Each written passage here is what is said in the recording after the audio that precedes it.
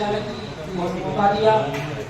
मंच पर विराजित सदर विधायक जी, विधायक प्रतिनिधि जी, माननीय जिलाधिकारी महोदय और जनपद के कृषि विभाग के सभी अधिकारी और हमारे किसान बंधु सभी को सादर नमस्कार। मैं प्रदीप चतुर्वेदी, चैंपियन फार्मर हूँ। माननीय योगी जी की महत्वाकांक्षी योजना चल रही है अपने जनपद ललितपुर में भी और बुंदेलखंड के 7 जनपदों में, जिसका नाम है गौ आधारित प्राकृतिक खेती। गौ आधारित प्राकृतिक खेती का मतलब ही यही है कि रासायनिक खादों और जो रासायनिक दवाइयों का प्रयोग हम अत्यधिक मात्रा में कर रहे हैं, उससे हमारी जमीन को अभी नुकसान हो रहा है और आने वाले समय में उसकी जो उर्वरक क्षमता है वो घटती जा रही है, जिससे अभी तो हमें कुछ न कुछ जितना ज्यादा उर्वरक डाल रहे हैं उसकी उपज हो रही है, लेकिन आने वाली पीढ़ी को बिल्कुल भी मट्टी में उर्वरा शक्ति नहीं रहेगी, जिससे कि बहुत ही कठिनाइयों का सामना करना पड़ेगा। प्राकृतिक खेती का मतलब ही है कि प्रकृति में जो चीजें हैं उनसे हमें खेती करना है। हमें ना तो बाजार से डीएपी खरीदना है ना यूरिया खरीदना है। लेकिन एक बात और किसानों के संज्ञान में आएगी कि प्राकृतिक खेती का जो हम शुरुआत कर सकते हैं वो क्या हिदायत कर सकते हैं, नहीं कर सकते, क्योंकि अगर किसान 10 एकड़ में खेती कर रहा है और वो 10 एकड़ में प्राकृतिक खेती को अपना लेगा तो उसमें उतनी उपज नहीं होगी।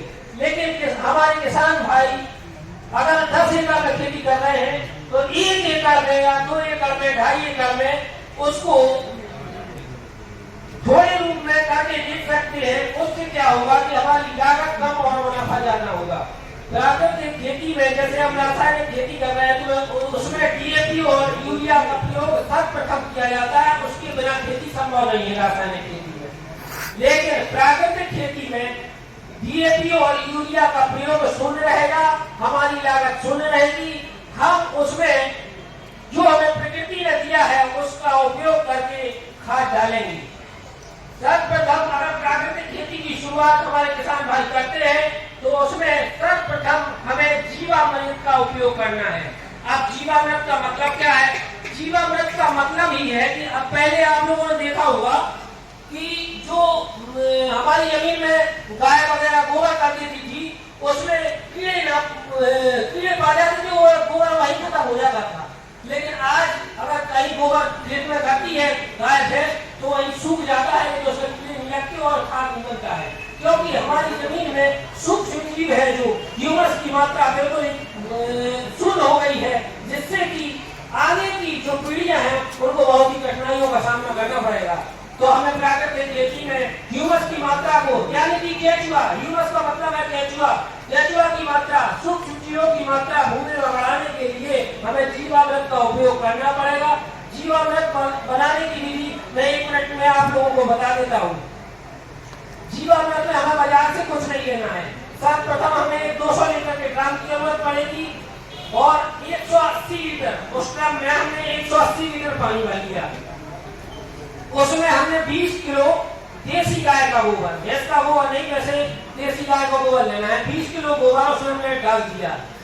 10 लीटर उसमें गौमूत्र गाय का डाल दिया और हमें 2 किलो मिट्टी लाना है। मिट्टी ऐसी जगह से लाना है, आप लोगों ने देखा होगा कि जंगल में आज भी ह्यूमस की मात्रा है, क्योंकि वहाँ पर डीएपी, यूरिया और इन रासायनिक दवाइयों का प्रयोग नहीं हुआ है। तो वनों में आज भी केचुआ और ह्यूमस की मात्रा है। वहाँ से हमें बरगद या पीपल के पेड़ के नीचे से 2 किलो मिट्टी लाकर उस ड्रम में डालना है। मिट्टी में जो है सूक्ष्म जीव हमारे उस ड्रम में आ जाएंगे। अब हम उस गोबर को, गौमूत्र को, पानी को और उस मिट्टी को ड्रम में डालकर घोल देना है। उसमें 2 किलो घोल और 2 किलो बेसन उसमें डालना है, ताकि वो जो सूक्ष्म जीव हम वन से लेकर आए हैं उनको भोजन की जरूरत भी पड़ेगी। हमें सूक्ष्म जीव 2 किलो मिट्टी में अगर 2 लाख आए हैं तो हमें उनको 2 करोड़ करना है, इसलिए हमें उनको 15-20 दिन ड्रम में ही पड़े रहना देना है। और उसमें 2 किलो बेसन या बेसन ना हो तो अपन आटे का प्रयोग भी कर सकते हैं, क्योंकि हमें उसको सूक्ष्म जीव है जो उसको बढ़ाने के लिए भोजन की आवश्यकता पड़ेगी, उसको देना है। हम आटा भी इसमें डाल सकते हैं। और जैसे ही हमने उसको 15-20 दिन ऐसा किया, यानी कि 1 हफ्ता में आप 2 किलो गोड़ा 2 किलो बेसन डाल सकते हैं, ज्यादा लागत नहीं पड़ेगी। सब किसानों के घर में रहता है।